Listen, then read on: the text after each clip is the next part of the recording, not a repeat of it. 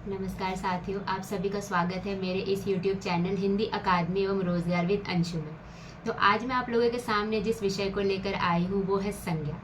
संज्ञा जिसे हम बहुत पहले से ही पढ़ते आ रहे हैं, लेकिन कई बार ऐसा होता है कि या तो कभी हमें उसका भेद याद नहीं रहता, कभी हम भूल जाते हैं कि कौन सा उदाहरण किस संज्ञा के अंतर्गत आ रहा है, कभी हम ये भूल जाते हैं कि जो भेद है उसके नाम कौन कौन से हैं। तो आज मैं आपको इस एक वीडियो के माध्यम से पूरी संज्ञा बताऊंगी और सिर्फ एक वाक्य से आप संज्ञा क्या है, उसके कितने भेद हैं, उन भेदों के नाम क्या हैं और उसके उदाहरण क्या हैं, ये आपको याद हो जाएगा। तो आइए शुरू करते हैं। तो आपको स्क्रीन पे दिख रहा होगा कि सबसे पहले कि एक यहाँ पर वाक्य लिखा हुआ है। क्या वाक्य है ये? कि राम नाम का लड़का चांदी और घी खरीदने अपने परिवार के साथ बचपन में गया था। ठीक है, आपको बस ये वाक्य याद रखना है कि राम नाम का एक क्या है, लड़का है, वो चांदी और घी खरीदने किसके साथ? अपने परिवार के साथ। कब गया था? बचपन में गया था। ठीक है, चलिए आगे बढ़ते हैं। तो ये लाइन जैसा कि मैंने आपको बोला कि ये आपको याद रखने की बहुत जरूरत है, तभी आपको एक बार में ये संज्ञा याद रह जाएगी। ठीक है, तो क्या था? सबसे पहले राम नाम का एक लड़का था, एक व्यक्ति का नाम है। मान लीजिए राम नाम का कोई भी व्यक्ति अगर हम परिचित हैं उससे, तो राम सुनते ही हमें उस व्यक्ति का चेहरा याद आ जाएगा। ठीक है, लड़का क्या है? एक जाति है। जाति यानी कि मान लीजिए कि हम किसी क्लास में पढ़ रहे हैं और हमारी जो टीचर है उन्होंने एकदम से किसी एक कोई नाम लिया। जैसे मान लीजिए उन्होंने कहा कि ये कलम किसकी है, तो सारे बच्चे देखेंगे। और अगर मैम ने ऐसा कहा कि गीता ये अपनी कलम लो, तो गीता आकर के अपनी कलम ले जाएगी। तो जब हमने ये बताया ही नहीं कि आखिर ये कलम किसकी है, तो सारे बच्चे देख रहे हैं, चाहे लड़का हो चाहे लड़की हो। अगर वो लड़कियों की कक्षा है तो वहाँ पे सिर्फ सारी लड़कियां देखेंगी। ठीक है, तो उसी तरीके से लड़का क्या है? एक जाति है, हम किसी विशेष को नहीं बोल रहे हैं। चांदी और घी ये क्या है? ये एक द्रव्य या पदार्थ है। परिवार क्या है? समूह है, यानी कि जहाँ पे 2, 4, 10 लोग साथ में मिलकर रह रहे हैं, तो उनके साथ जो लोग साथ रह रहे हैं तो उसी को कहा जाता है समूह, और वो परिवार है। ठीक है, बचपन क्या है? एक अवस्था है, एक भाव है। यानी कि अगर हम देखेंगे कि संज्ञा क्या है इसके आधार पर, इस वाक्य के आधार पर, तो किसी भी व्यक्ति, स्थान, वस्तु, प्राणी, गुण या भाव के नाम को क्या कहते हैं? हम संज्ञा कहते हैं। ठीक है, अब देखिए संज्ञा के भेद कितने होते हैं। संज्ञा के मूल रूप से 5 भेद माने गए हैं। कौन कौन से? व्यक्तिवाचक संज्ञा, जातिवाचक संज्ञा, द्रव्यवाचक संज्ञा, समूहवाचक संज्ञा और भाववाचक संज्ञा। ठीक है, एक एक करके हम इसको आगे देखते हैं। सबसे पहले देखिए, राम नाम के आधार पर हम क्या देख रहे हैं? व्यक्तिवाचक संज्ञा। जैसे मैंने कहा कि जब भी राम नाम आया और अगर उससे परिचित कोई व्यक्ति हमारे साथ है, इस नाम से परिचित व्यक्ति को हम जानते हैं, परिचित हैं उस व्यक्ति से, तो हमारे दिमाग में उस व्यक्ति का चेहरा आ जाएगा। ठीक है, तो यहाँ पे वही चीज बताया गया है कि किसी व्यक्ति, स्थान, वस्तु विशेष का जब हमें पता चलता है तो वो क्या होता है? व्यक्तिवाचक संज्ञा होती है। यानी कि जब हम किसी भी व्यक्ति से मिलते हैं तो हम सबसे पहले क्या करते हैं? हम उनसे पूछते हैं आपका नाम क्या है ना? पहले हम उसके नाम को सुनते हैं ताकि जब भी वो नाम हमसे बोला जाए तो हमें पता हो कि ये व्यक्ति का ये नाम है। ठीक है, तो बिल्कुल वैसे ही यहाँ पे मैंने कुछ एग्जाम्पल्स लिए हैं कि व्यक्ति के नाम के आधार पर, जैसे मैंने कहा गीता, मोहित, नाम सुनते ही हमें ध्यान आ जाए उसका चेहरा। देश के नाम पे अगर देखेंगे तो भारत है, चीन है। नदियों के नाम पर गंगा, यमुना, गोदावरी।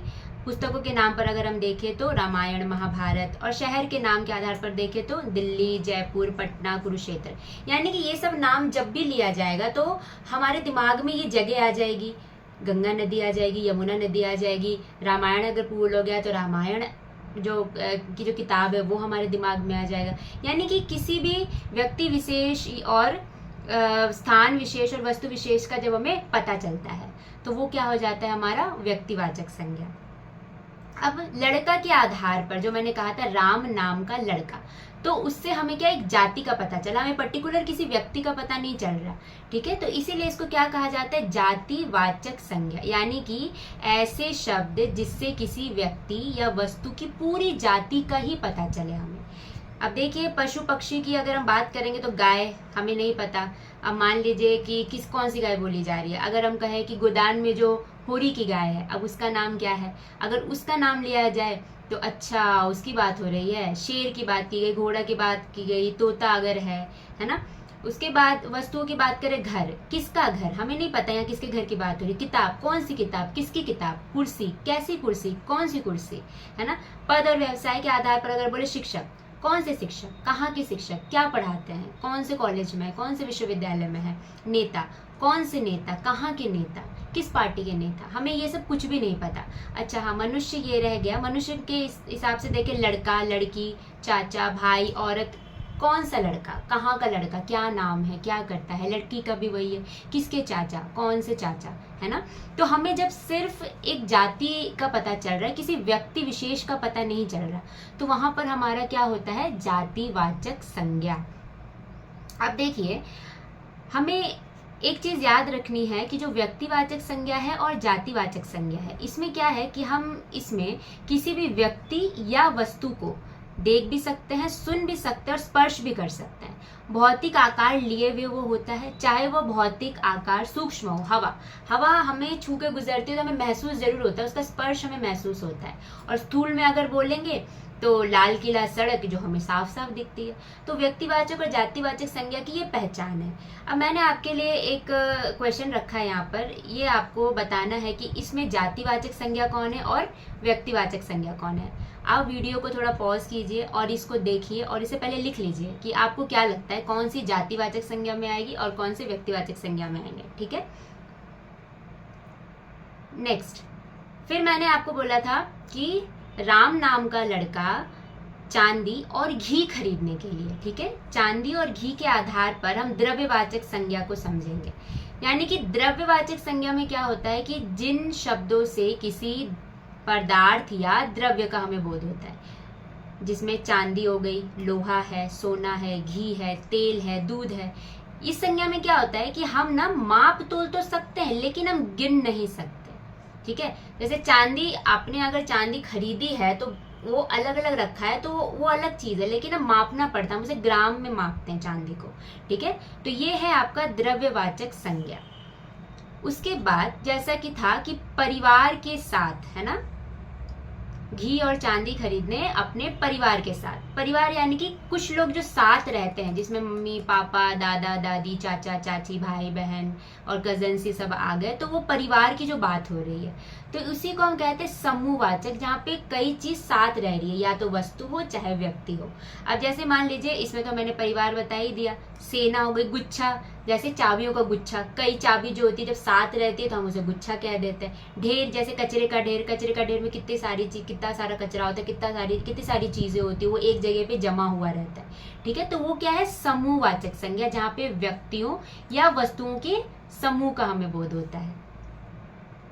अब मैंने लास्ट बताया था कि बचपन में गया था राम नाम का लड़का चांदी और घी खरीदने अपने परिवार के साथ, बचपन में गया था। बचपन के आधार पर हम जो संज्ञा का पांचवा भेद है भाववाचक संज्ञा, उसको समझेंगे।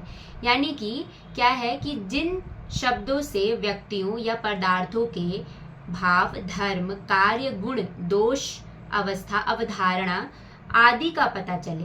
कहने का तात्पर्य है कि किसी भी इंद्रिय से भौतिक रूप में देख, सुन, स्पर्श, चख नहीं सकते, केवल अपने मन में विचार या अनुभूति के रूप में उसे महसूस कर सकते हैं। यानी कि ना हम इसमें देख सकते हैं, ना सुन सकते हैं, ना ही स्पर्श कर सकते हैं, ना ही चख सकते हैं। हम सिर्फ इसको एक अनुभूति के तौर पे महसूस करते हैं। जैसे क्रोध, ना हम देख सकते हैं, ना सुन सकते हैं, ना स्पर्श कर सकते हैं। आनंद, कोमलता, वीरता, मातृत्व, कंजूसी, बुढ़ापा, व्याकरण, भाषा शास्त्र की एक अवधारणा है जो, ठीक है। यानी कि इन चीजों को हम बस महसूस कर सकते हैं, यानी कि अनुभूति कर सकते हैं। इसको हम ना इसको देख सकते हैं, ना सुन सकते हैं, ना स्पर्श कर सकते हैं और ना ही हम इसे चख सकते हैं। तो याद रखेंगे जो मैंने कहा था, व्यक्तिवाचक और जातिवाचक में क्या है कि हम उसे देख सकते हैं, सुन सकते हैं, स्पर्श कर सकते हैं भौतिक रूप में, चाहे वो स्थूल हो, चाहे वो सूक्ष्म हो, चाहे वो हवा हो, चाहे लाल किला या सड़क हो। लेकिन भाववाचक संज्ञा क्या कहता है कि नहीं, हम देख सुन नहीं सकते, हम सिर्फ उसको मन में विचार कर सकते हैं और उसकी अनुभूति कर सकते हैं। ठीक है, अब आपको ध्यान रखना है कि एक प्रश्न मैंने अभी आपको थोड़ी देर पहले दिया था कि कौन सा इसमें भाववाचक, सॉरी माफ कीजिएगा, कौन से इसमें व्यक्तिवाचक संज्ञा है और कौन सा जातिवाचक संज्ञा है। चलिए उसको देखते हैं। तो जैसे कि ये एक दिया हुआ है यहाँ पर कि गंगा, मिट्टी, बलुई, दोमट, फूल, गुलाब, हिमालय, अनाज, बासमती चावल, आम और दशहरी आम। तो व्यक्तिवाचक संज्ञा में आपका गंगा और यमुना, क्यों? या तो किसी लड़की का नाम हो सकता है, और या तो गंगा नदी है, यमुना नदी है, तो उन नदी को हम उसी नाम से जानते हैं, और गंगा नदी, यमुना नदी नाम की कोई नदी और कहीं भी नहीं है। ठीक है। उसके बाद जाति, जैसे कि मैंने कहा था कि जहां हमें कुछ समझ में नहीं आया, हमें बस एक पर्टिकुलर किसी चीज का पता नहीं चलता, तो जैसे जाति में भी मैंने दो तरीके से आपको बताने की कोशिश की है। एक जाति होती है, एक उपजाति होती है। जैसे मिट्टी, अब मिट्टी में भी तो बहुत सारे प्रकार होते हैं। दोमट मिट्टी होती है, बलुई मिट्टी होती है, काली मिट्टी होती है ना। तो वो क्या है, उसकी उपजाति है, यानी कि एक स्टेप और आगे।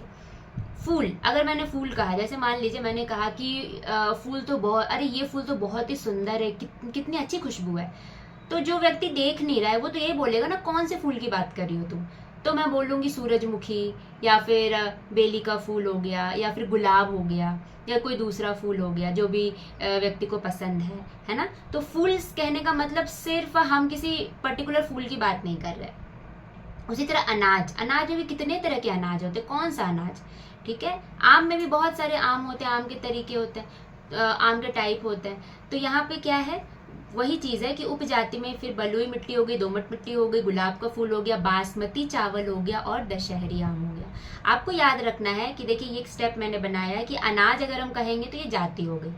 गेहूं अगर कहे, अच्छा तुम गेहूं अनाज की बात कर रहे हो, अगर ऐसा बोला गया तो वो उपजाति हो गई। अब उसमें भी हमने बताया कि हम किस गेहूं की बात कर रहे हैं, तो हम कल्याण सोना गेहूं की बात कर रहे हैं, तो ये उपजाति की भी उपजाति है। तो आप थोड़ा ध्यान बस रखेंगे कि अगर इस तरीके से डेप्थ में क्वेश्चन पूछा जाता है तो आपको याद रखना है कि अगर मिट्टी बोला गया है तो मिट्टी में भी कौन सी मिट्टी है, अच्छा बलुई मिट्टी है, दोमट मिट्टी है, तो वो क्या होगी, जाति की भी उपजाति हो गई। अनाज के संदर्भ में आप थोड़ा और आगे याद रखिएगा कि अनाज बोला, ठीक है वो जाति है, कौन सा अनाज है, गेहूं है, अच्छा ये तो उपजाति है। अच्छा गेहूं में भी टाइप है, तो कल्याण सोना जो गेहूं है वो तो उसकी भी उपजाति है। ठीक है। अब देखिए कि व्यक्तिवाचक संज्ञा जो है इसका प्रयोग जातिवाचक संज्ञा के रूप में कैसे होता है। तो हम तुलना के आधार पर करते हैं इस तरीके का प्रयोग। व्यक्तिवाचक में क्या है, जैसे मान लीजिए कि एक उदाहरण देखिए कि क्या है, आज के युग में रावणों की कमी नहीं है। ठीक है। तो रावण तो एक था, लेकिन जो रावण के गुण है ना, उसके आधार पर हमने एक जाति बना दी कि ये तो रावण है, ऐसे बोलते हैं ना, एक जाति बना दी है। उसके बाद वह तो अपने परिवार का श्रवण कुमार है। श्रवण कुमार कोई एक था, लेकिन अब जो श्रवण कुमार जो व्यक्ति थे उनका गुण इतना था कि अब वो एक तरीके से हम कहते हैं ना कि कितने सारे, अरे भाई यहाँ तो श्रवण कुमार ही सारे बैठे हुए हैं। ठीक है। तो ये एक जाति बन गई। वह तो अपने ऑफिस का चाणक्य है, सब कुछ संभाल लेगा। अब चाणक्य कौन थे, वो इतने कूटनीतिज्ञ थे, वो इतने अच्छे से चीजों को समझते थे, है ना, उनको राजनीति की बहुत समझ थी, परख थी। तो यहाँ पर क्या बोला गया, किसी एक व्यक्ति की तुलना किसी चाणक्य से कर दी गई है। अब वह कौन है ये हमें नहीं पता। ठीक। तो यही चीज है कि हम तुलना करते हैं और व्यक्ति से फिर हम उसे व्यक्तिवाचक संज्ञा जो है वो जातिवाचक संज्ञा बन जाती है। फिर वो किसी एक पर्टिकुलर व्यक्ति का नाम नहीं होता, बल्कि वो किसी और के लिए भी प्रयोग हो रहा है। उसी तरीके से जातिवाचक संज्ञा का जो प्रयोग है वो व्यक्तिवाचक संज्ञा के रूप में कैसे होता है, तो ये होता है विशिष्टता के आधार पर होता है। जैसे हमने कहा कि इस बार पुरी घूमने जाने की सोच रही हूँ।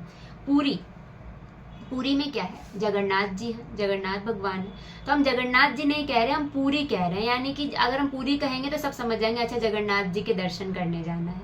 आज त्रिपाठी सर का लेक्चर है। अब ये त्रिपाठी जो है वो तो एक जाति है ना, एक टाइटल है, लेकिन हम त्रिपाठी सर से एक व्यक्ति को डिनोट करें कि वो व्यक्ति, जब भी हमने कहा त्रिपाठी सर या कोई भी टीचर का नाम टाइटल बोल रहे हैं तो हम समझ जाते हैं अच्छा ये उन टीचर की बात हो रही है। नेताजी, ये भी एक जाति है ना, नेता की। लेकिन हम जब नेताजी आजाद हिंद फौज का गठन किया, अगर हम ये कहते हैं यानी कि सुभाष चंद्र बोस की बात हो रही है, तो वो नेताजी कहने का मतलब ही हम सुभाष चंद्र बोस जी की बात कर रहे हैं। गुरुदेव की गीतांजलि को नोबेल पुरस्कार मिला। अब गुरुदेव तो गुरु जी को कहा जाता है, है ना। लेकिन यहाँ पे गुरुदेव किसको कहा गया, रविन्द्रनाथ टैगोर को। तो हम गुरुदेव कहते हैं तो हम समझ जाते हैं अच्छा रविन्द्रनाथ टैगोर की बात हो रही है। तो ये है कि विशिष्टता के आधार पर जातिवाचक संज्ञा जो है वो व्यक्तिवाचक संज्ञा के रूप में किस तरीके से प्रयोग होता है। एक चीज याद रखेंगे, हम कहते हैं दीपावली। दीपावली क्या है, एक त्योहार है। जब भी हम पटाखे फोड़ रहे हैं या फिर घर में पूजा हो रही है, माफ कीजिएगा, गणेश जी और लक्ष्मी माता की, है ना, और मिठाइयाँ बन रही है, तो हम क्या कहते हैं कि दीपावली आ गई है। ये सारे जो विधि है, विधान है और जो ये रीति रिवाज है, ये हमारी दिवाली की है। तो दीपावली क्या एक तरह से व्यक्तिवाचक संज्ञा के तौर पे हम लेते हैं, लेकिन कई बार इसके प्रयोग के आधार पर संज्ञा भी इसकी बदल जाएगी, है ना। यानी कि ये व्यक्तिवाचक नहीं रहेगा, ये भाववाचक हो जाएगा। किस तरीके से भाववाचक होगा, तो देखिए कि यदि सुरेश के नियुक्ति पत्र आने पर कहेगी, मान लीजिए सुरेश नाम का कोई व्यक्ति है और उसका कोई नियुक्ति पत्र आया है, तो वहां पे क्या कहा गया कि सुरेश के घर में तो आज दीपावली है, ठीक है, यानी कि खुशी का अवसर है, ठीक है। खुशी के अवसर पर ये जो सामान्य प्रतीक हो जाने से ये क्या हो जाता है, ये भाववाचक संज्ञा हो जाता है।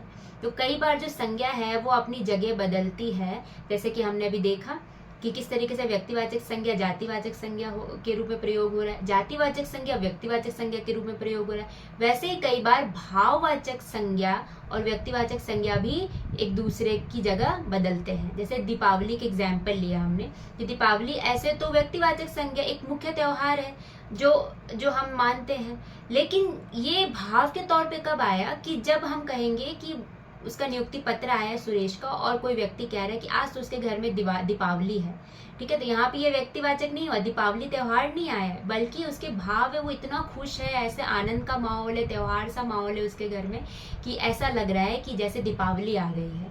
तो ये एक भाव की तरह से आ रहा है, तो इसीलिए हम इसको क्या कहेंगे, व्यक्तिवाचक संज्ञा से भाववाचक संज्ञा के रूप में प्रयुक्त होना। तो इसी के साथ मेरी एक कक्षा यहाँ पे समाप्त होती है।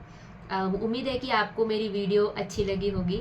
बहुत छोटी सी वीडियो है क्योंकि संज्ञा जो है वो समझना बहुत ही आसान है अगर हम कुछ एग्जाम्पल्स को याद रख लें। तो आप एक वाक्य को हमेशा याद रखिएगा कि राम नाम का लड़का चांदी और घी खरीदने अपने परिवार के साथ बचपन में गया था।